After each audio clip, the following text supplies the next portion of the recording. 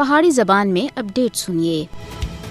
تعصب، نفرت، بغض اور نسل پرستی بھارت دے طول و عرض وچ وبائی بیماری نالوں پھیل چکی ہے۔ اس زہر قاتل کو پھیلانے وچ اور کوئی نہیں بلکہ بھارتی فسطائی حکمران ملوث ہیں، جڑے نفرت دے اس پامڑ کو ہور تسکار ہیں اور اس آگ دا سب تھی زیادہ نشانہ بھارتی مسلمان بن رہے ہیں۔ فسطائی مودی دے دور جبر وچ ہندوستان وچ مسلم مخالف جذبات وچ بہت زیادہ وعدہ ہویا ہے۔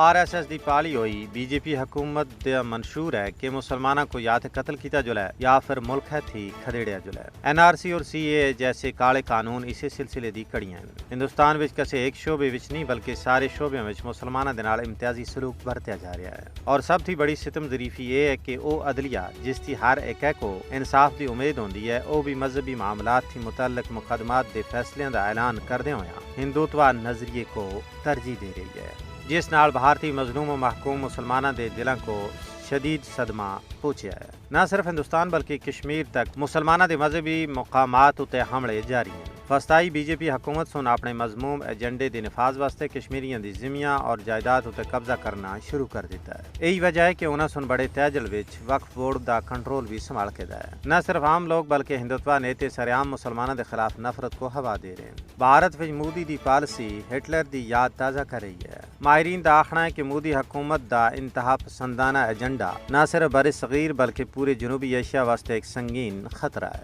ضرورت اس گل دی ہے کہ انصاف پسند دنیا بھارتی اور کشمیری مسلمانوں کو ہندوؤں دے ظلم و ستم تھی بچانے وچ اپنا عملی کردار ادا کرے۔